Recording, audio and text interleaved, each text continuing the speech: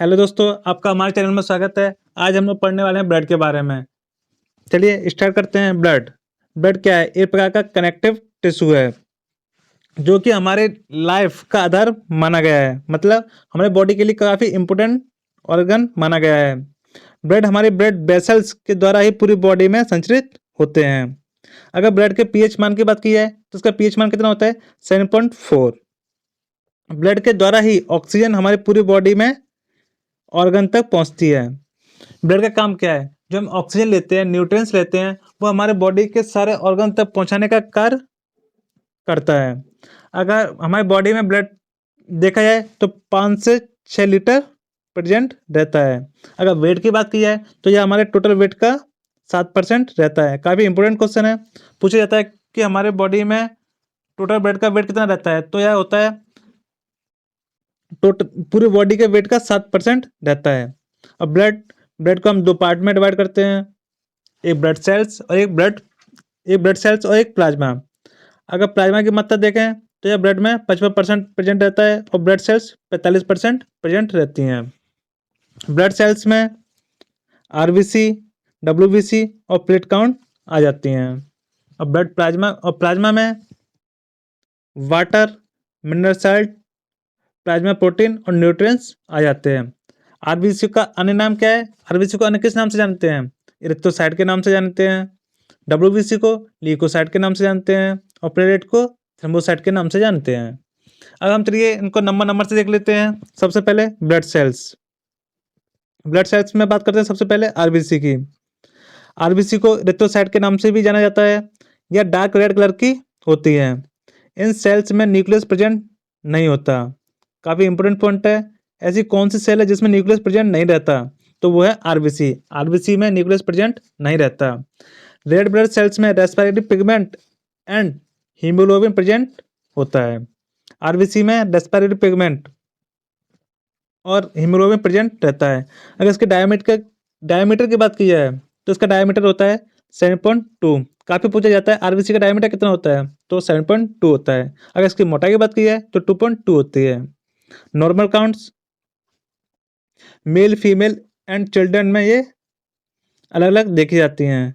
अगर मेल्स की बात की जाए तो 4.5 से 5.5 मिलियन पर MMQ मेल में देखी जाती है।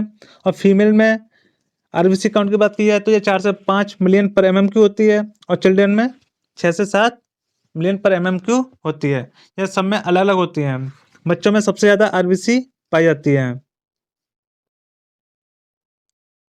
कंपोजिशन रेड ब्लड सेल्स में 60 से 70% वाटर होता है। जो आरबीसी है उसमें कितने परसेंट वाटर रहता है? तो उसमें 60 से 70% वाटर रहता है। और 30 से 40 कठोर पदार्थ, साथ में haemoglobin, phospholipids, organic inorganic compounds भी पाए जाते हैं। Formation of RBC. इसका फॉर्मेशन बोन मैरो में होता है। यह बोन मैरो स्टर्नम रिब्स पर प्रेजेंट रहती हैं। बोन मैरो में एक के मिडिल में एक स्टेम सेल होती है। बोन मैरो के मिडिल में एक स्टेम सेल होती है। यह स्टेम सेल की डेवलप हो जाती है तो आरबीसी का फॉर्मेशन होता है। आरबीसी का फॉर्मेशन किस सेल से होता है? स्टेम सेल से। जब स्टेम सेल पूरी तरह से डेवलप हो जाती है तो आरबीसी का फॉर्मेशन हो जाता है। अगर आरबीसी का लाइफ टाइम देखें तो इसका लाइफ टाइम जीवन काल होता है 120 दिन का। यह 120 दिन के बाद स्वतः ही मर जाती है। अब बात करते हैं हीमोग्लोबिन। हीमोग्लोबिन को दो पार्ट में डिवाइड करते हैं, एक हीम और एक ग्लोबुलिन। हीम वाला पार्ट में क्या होता है? आयरन पाया जाता है। और ग्लोबुलिन ग्लोबुलिन क्या है? ग्लोबुलिन है एक प्रकार का प्रोटीन जिसमें अल्फा, बीटा, गामा और डेल्टा चेन पाई जाती हैं। आरबीसी का कलर रेड कलर हीमोग्लोबिन के प्रेजेंट के कारण ही होता है। यह एक प्रकार का प्रोटीन्स है जिसमें आयरन की पर्याप्त मात्रा होती है। अगर मेल्स में हीमोग्लोबिन देखा जाए तो 13.5 से 17.5 ग्राम पर DL होता है और वुमेन में इसका एवरेज वैल्यू 12 से 17 ग्राम पर DL देखी जाती है। हीमोग्लोबिन का फॉर्मेशन बोन मैरो में होता है जिसमें कुछ प्रोटीन जैसे स्टाडीन, ल्यूसिन, फिनाइलएलेनाइन HB के फॉर्मेशन में हेल्प करती हैं। एचबी के फॉर्मेशन में कौन कौन से प्रोटीन हेल्प करते हैं? हिस्टाडीन, ल्यूसीन और फिनाइलएलानाइन करते हैं। आरबीसी का काम क्या क्या है? इसका काम ट्रांसपोर्ट ऑफ गैसेस, गैसों के एक्सचेंज में हेल्प करती हैं। एसिड बेस बैलेंस बनाए रखने में हेल्प करती हैं। आयनिक बैलेंस बनाए रखने में हेल्प करती हैं। रिलीज ऑफ एटीपी, एटीपी के रिलीज में हेल्प करती हैं। अब बात करते हैं डब्ल्यूबीसी। डब्ल्यूबीसी को और किस नाम से जाना जाता है? उसको ल्यूकोसाइट के नाम से भी जाना जाता है। ये ट्रांसपेरेंट एंड कलरलेस होती है।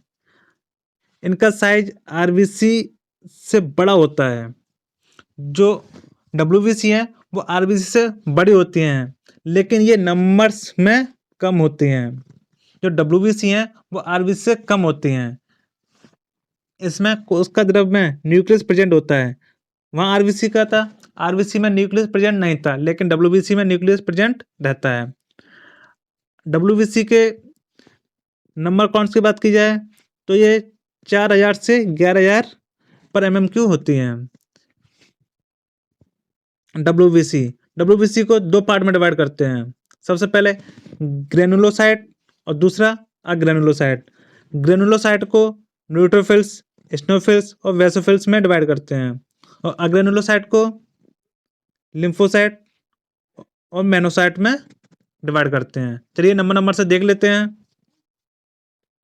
ग्रेनुलोसाइट, इन्हें ग्रेनुलोसाइट इसलिए कहा जाता है क्योंकि इनके सेल्स में ग्रेनुअल्स पाए जाते हैं। ग्रेनुअल मतलब छोटे छोटे सर्कल पाए जाते हैं। ये 3 टाइप्स की होती हैं।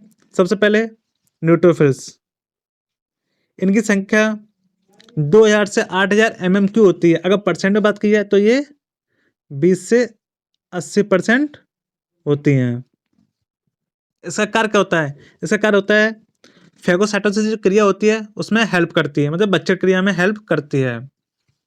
अगर इसके डायमीटर की बात की जाए तो इसका डायमीटर होता है 12 से 25 माइक्रोमीटर। ये पूछा जाता है न्यूट्रोफिल से उसका डायमीटर कितना होता है, तो उसका डायमीटर होता है 12 से 25 माइक्रोमीटर।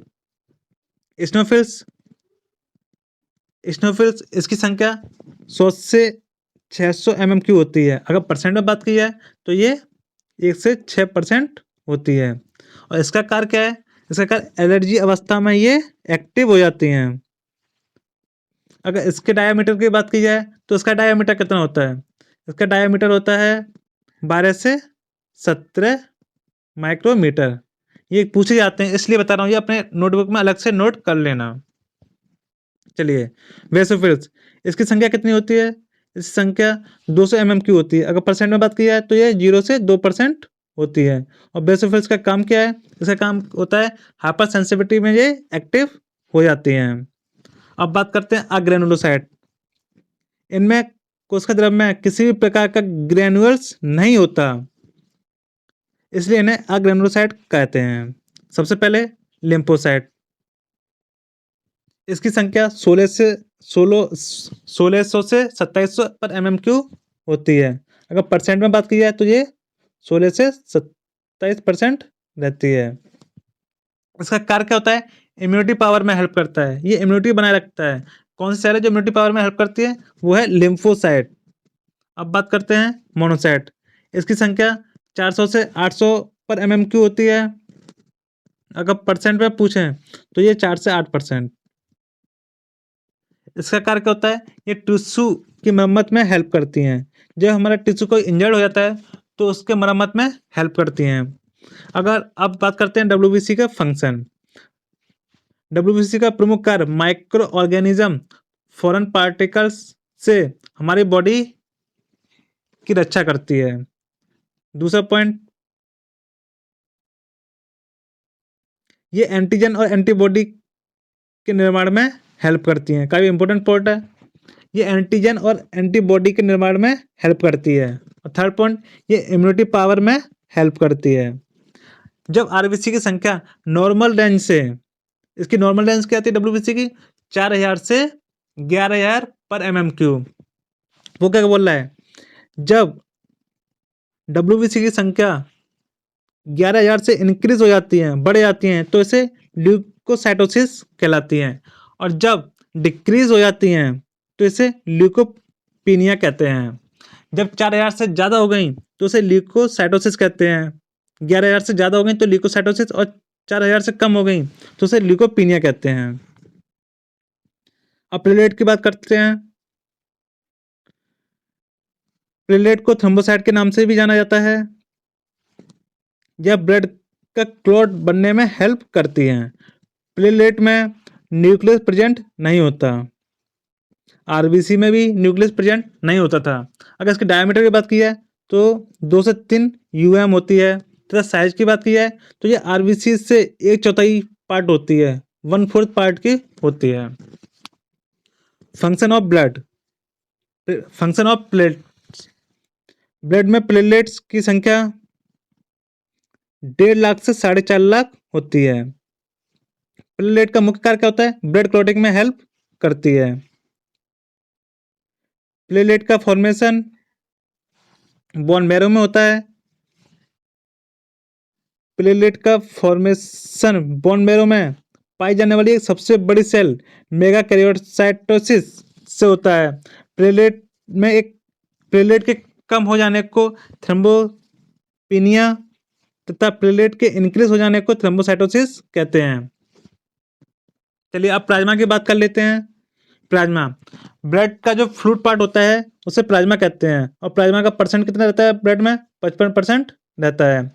यह हल्के पीले रंग का तरल होता है। इसमें निम्न अवयव पाए जाते हैं। चलिए उनको हम नंबर नंबर से देख लेते हैं। सबसे पहले वाटर।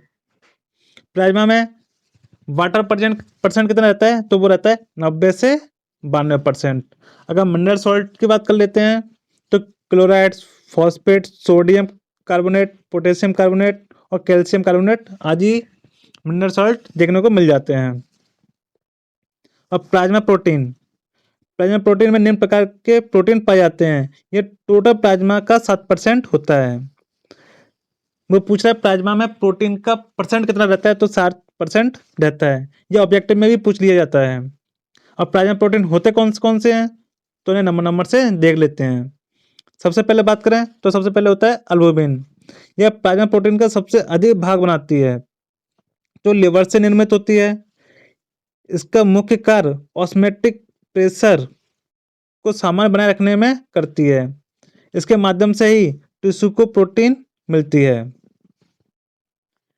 और दूसरा प्रोटीन कौन सा है? वो है ग्लोबुलिन। इसका काम क्या है? इस प्रोटीन का निर्माण भी लिवर, लिम्फोइड टिश्यू में होता है। ग्लोबुलिन का मुख्य कार्य संक्रमण रोगों से रक्षा करती है। जो बाहर से जो हमारे बीमारियां आती हैं उनसे लड़ने में जो प्रोटीन काम करता है वो कौन सा होता है? ग्लोबुलिन। अब थर्ड प्रोटीन कौन सा है? फाइब्रोजिन। इसका निर्माण भी लिवर से ही होता है, लेकिन यह ब्लड का थक्का बनाने में हेल्प करती है। अब बात करते हैं न्यूट्रिएंट्स। भोजन का डाइजेस्टिक हो जाने के बाद कार्बोहाइड्रेट, प्रोटीन तथा फैट के बड़े बड़े अणु छोटे छोटे अणु में टूटते हैं, फिर ब्लड प्लाज्मा के द्वारा अब्जॉर्प्शन कर लिया जाता है। ये अवशेषी पदार्थ टिश्यू का पोषण करते हैं। Next point, hormones and enzyme. Hormones और एंजाइम्स एंडोक्राइन ग्लैंड से स्रावित होते हैं, जो ब्लड में मिलने के बाद रासायनिक क्रियाओं को प्रतिपादित करते हैं। अब वेस्ट प्रोडक्ट की बात करें तो अब आ जाता है प्लाज्मा में urea, creatinine, uric acid, ammonia etc अपशिष्ट पदार्थ ब्लड में किडनी से फिल्टर होने के बाद फिल्टर होते हैं और वहां मूत्र द्वारा बाहर निकल दिया जाता है। अब देखते हैं प्रोसेस ऑफ ब्लड क्लॉटिंग। ये हम नेक्स्ट वीडियो में देखेंगे। अगर ब्लड में देखा जाए तो आप यहीं तक रखिए, काफ़ी लेंथी हो गया और डिटेल में समझाया भी है मैंने। जिसने भी अभी तक हमारे चैनल को सब्सक्राइब नहीं किया, इस चैनल को सब्सक्राइब करें और अपने दोस्तों को भी शेयर करें।